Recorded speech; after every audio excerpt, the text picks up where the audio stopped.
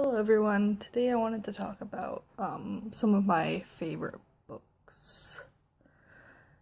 These aren't all of my favorite books. These are just 7 of my favorite books. These are just books that I've read either numerous times or I just have like I read once and they're just so good that I couldn't read them again. Number 7 we have Night, and Night was written by Elie Wiesel.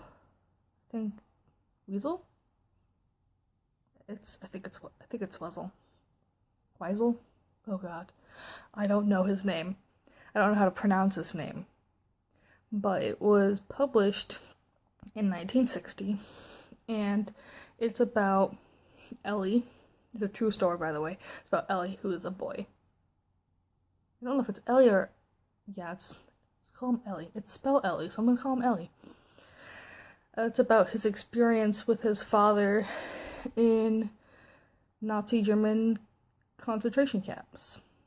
The camps that he was at was Auschwitz and stuff like that. It's basically just this horribly sad, basically diary that he writes, and it's really sad because he's the only one who survives, which is not really a spoiler because the book was written over 40 years ago. It's a very good book. Everybody should read it, man. It's so good. It's really sad. Obviously, if you don't do well with reading about things like death and, the loss of humanity, basically, then you shouldn't read it. But if you like reading about stuff like that, you like contemplating your own morality, then you will like this book. It's about one of the worst things humans have ever done to other human beings,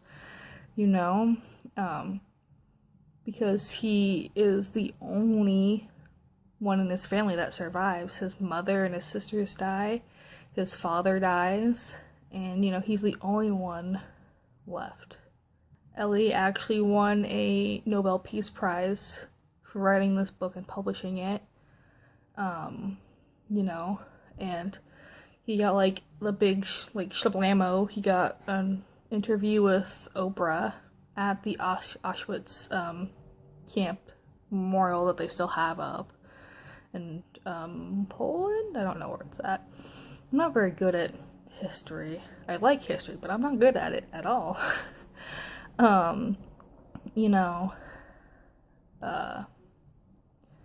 It's a very sad story. That's just it. It's just sad as hell. It's just really sad. I don't know what else to say. It's so sad. Because it's sad in the sense that you watch in the beginning of the story when he's talking about his family and his friends and his religion, he is obviously, as you can tell, he's a teenager, so he's happy, he's cheerful, he's normal teenager, and then he goes that by the end of the book, he's just really cynical and resentful of everybody, and he half of the book is him just being disgusted with humanity and saying that God is dead and that God has left them and that he's never coming back and that they're all gonna die. And it's just super sad to hear a 17-year-old talk like this. I don't know how old he is in the book. It's in that 14 to 17 range, because I know he's a teenager, but I just can't remember how old he is. I read it in the sophomore year, and it's the only time I read it, and I don't think I'll read it again just because it was really sad. It's actually probably a bad idea to read it in class, have it as a class book to read. Everybody had to read it. It was an entire unit we did. We read Night, and it was just sad.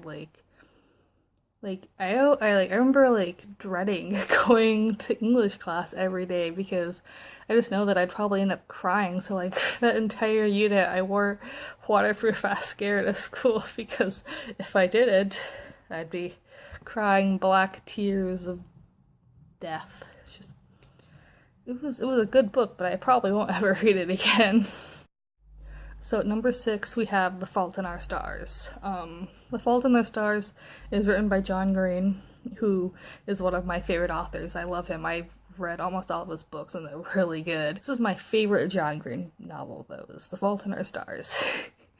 And I'm pretty sure everybody knows what this book is about, because, you know, it was really big when it came out.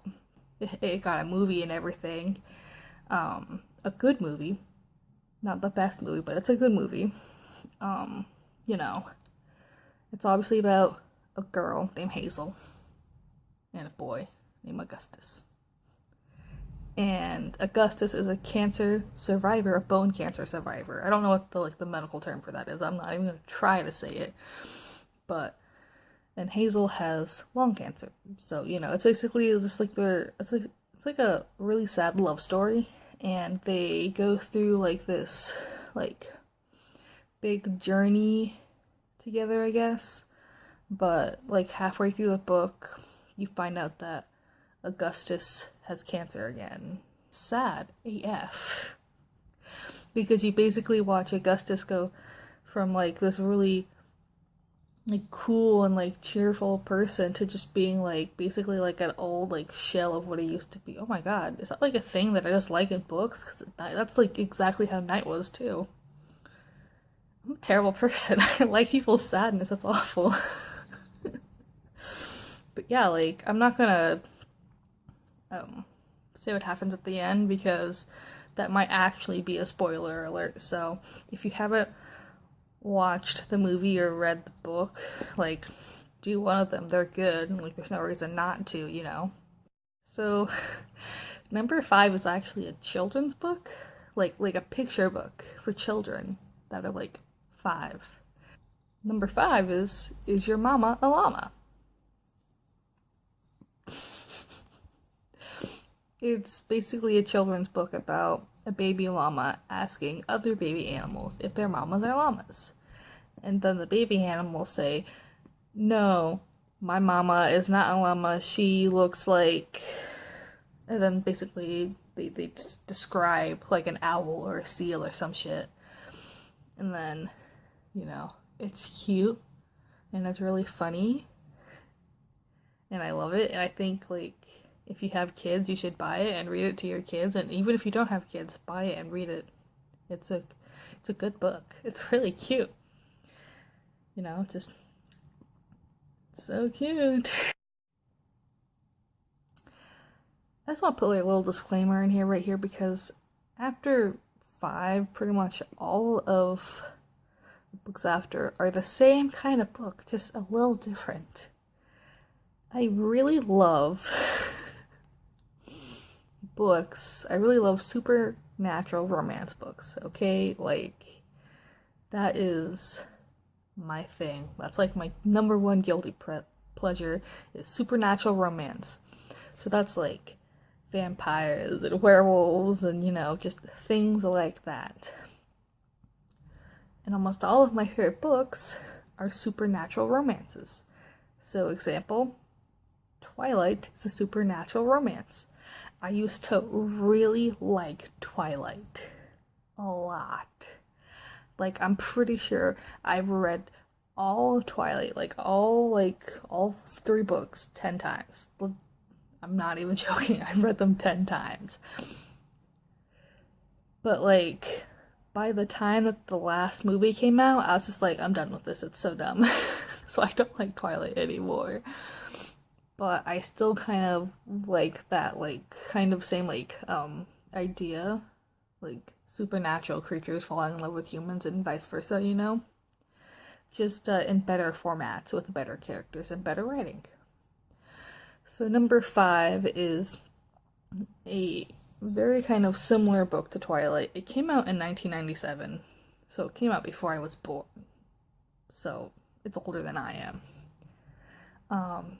It's about a werewolf. No, actually, it's written by Annette Curtis Claus. She's another one of my favorite authors. It's about this girl named Vivian, and she's a werewolf. And she really likes being a werewolf and all that stuff. And she's 16 years old, and, you know, her dad is dead. And her pack, which is basically like her werewolf family, doesn't have a leader because her dad was a leader. And then she falls in love with a human boy. And, you know, they date and stuff. And long story short, they try to do the schooly poofs. They try to have sex. And in this book, when werewolves like cannot have sex with people because when they get horny they turn into werewolves. Like, does that make sense? It makes sense in the book. And she tries to do it with him, but she, like, before she does it, she, like, shows him that she's a werewolf, and he takes it really well. No, he doesn't. He freaks the fuck out. Basically, they break up. It's basically just this big long story about how she just, like, accepts that she's actually a werewolf and that she's never going to be normal, you know? And then throughout the entire book, there's this other character. For the life of me, I cannot remember his name. Like, a lot of these books I just read over and over and over again, but, like, this is one of those books that, like, I really didn't, like, read a lot of, because it was just really, like, there's a lot of sexual themes in it. It's just really strange to me, but like, there's this older werewolf gentleman that is trying to become the pack leader. Basically, to become the pack leader, you have to beat other people who are trying to become pack leaders. So basically, you have to fight them to, like, almost the death. But he keeps trying to, like, make a move on her, and she's 16 years old. I think he's like 10 years older than she is, but that's, like, normal in werewolf society, I guess. But, like, it's still, I remember, like, I was like 13 when I first read this book. When I read that, I was like, what the fuck? It was really grossed out. I was like, no, that's not okay. So it's like, there's a lot of, like, themes of, like, loyalty, because there's also these other, like, werewolves that are just being fucking assholes for no reason, just fucking killing people, just murdering people.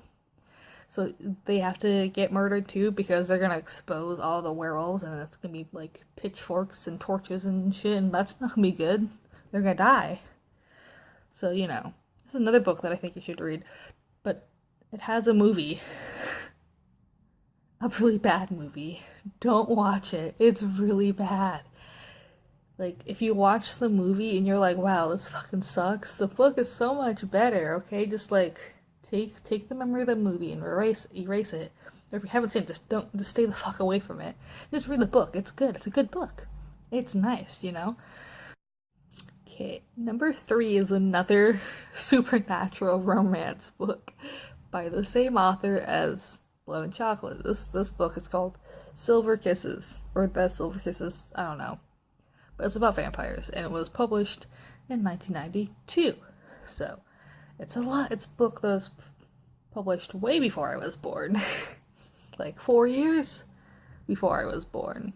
But, you know, it's got a lot of death and loss and, you know, stuff like that in it. But, it's about a girl who's, like, 17, almost 18.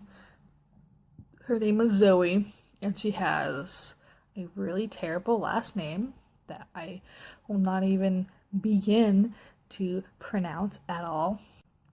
It's about Zoe and this boy she meets who looks like like a 20-year-old dude, right? Okay.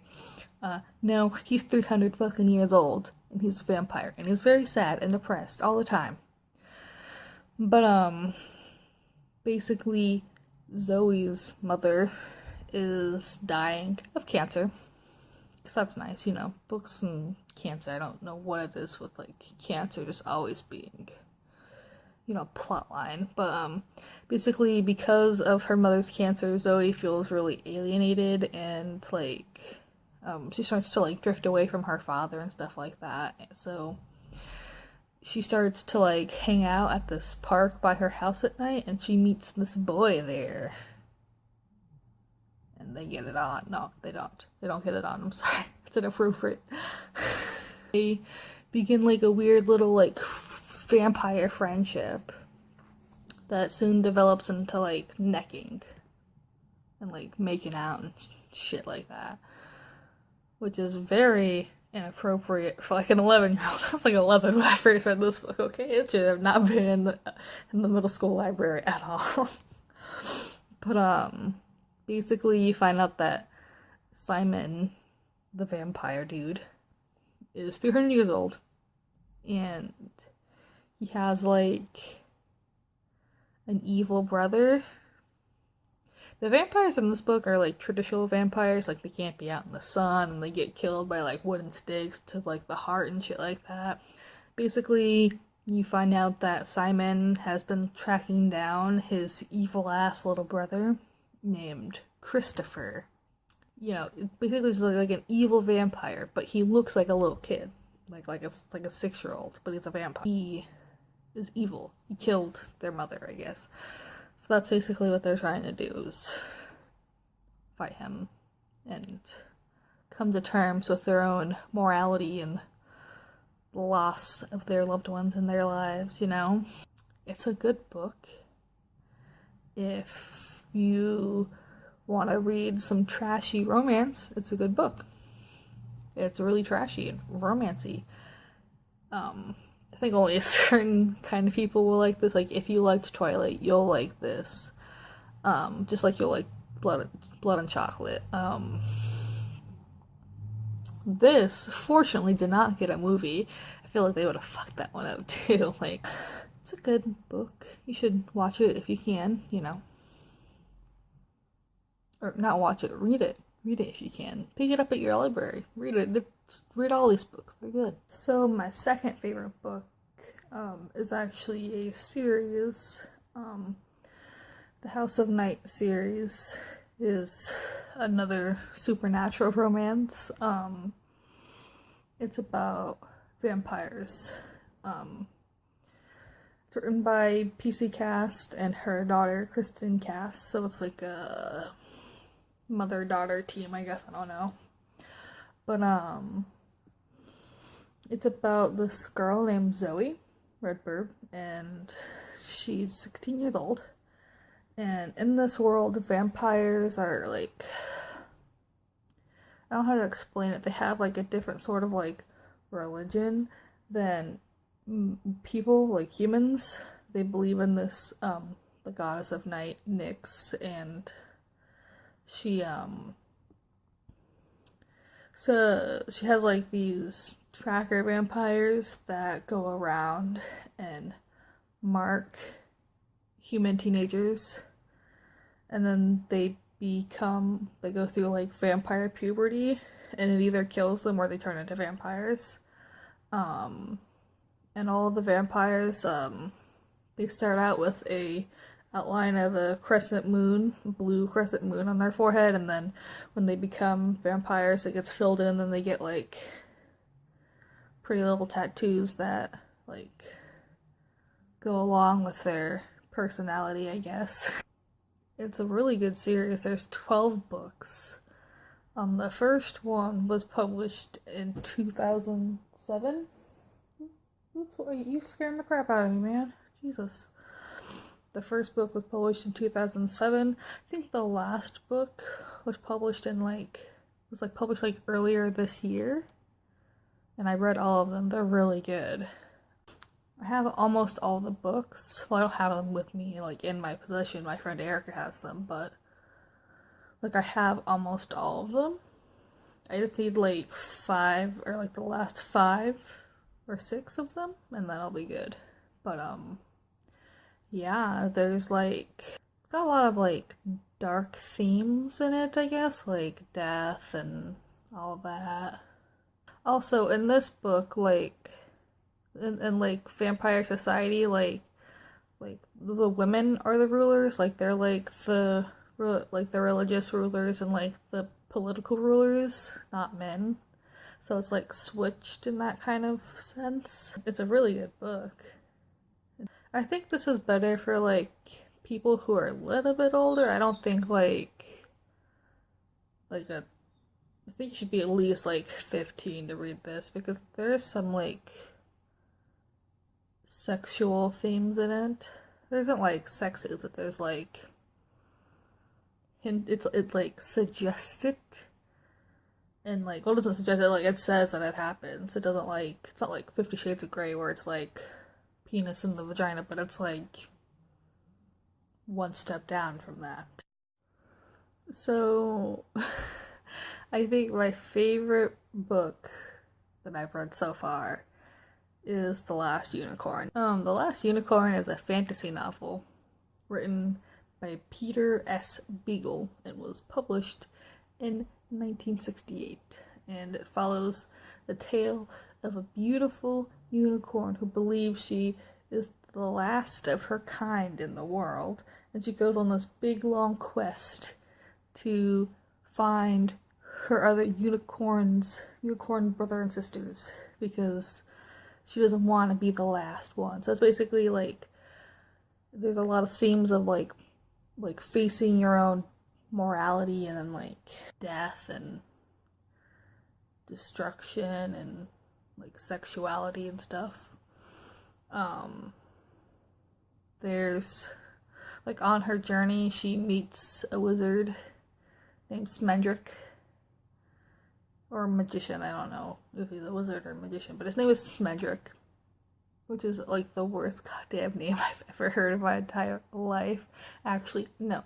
The worst name I've ever heard in my entire life is Molly Gruel, which is a name of another person that goes on the quest with the last unicorn. But, basically what happens, I'm just gonna tell you what happens, because this book is really old, and like, there's an animated movie for it that's on Netflix. The unicorn, finds out about this Red Bull, and the Red Bull goes to all corners of the earth and like attacks unicorns. And at one point Molly Gruel, Smendrick, and the unicorn all meet the Red Bull, and it tries to kill the unicorn or capture her. So Smendrick turns her into a human. That really fucks shit up. Because it's kind of like if like you just get turned into a hamster. You're like, what the fuck? Like, that's basically what she says. It's much more like dramatic and like unicorny language, but it's basically like, what the fuck did you do to me? Basically, this king named King Hagrid, he is the most emo guy on the face of the planet. The only time he's ever happy is when he looks at unicorns. So what he did was he captured all the unicorns in the world and pushed them into the sea that his castle overlooks so he can watch them basically just be in the fucking water for years. Oh yeah, that's another thing. Like, this book, like, it doesn't just like take place over like a couple weeks or a couple months. It takes place over years. Like, initially, like, it takes the unicorn years before she even leaves, before she even goes on her journey, because like they tell you like in like to unicorns like they're as old as the sun and the moon. Like they've always been on Earth. They're immortal. They don't die. So like you can't kill them. So like time really does not work the same way for them as it does for us. Like for us, like us figuring out what to do may take a couple minutes or like a couple days, maybe like a week or two. But for her, it took like years. Like in the book, like it takes her like 6 different season changes before she's like, okay, well, I guess I'll go now. The human unicorn, which they call, I can't remember what they call her. I don't even know. I don't, it's probably some sort of weird name I probably wouldn't even be able to pronounce, but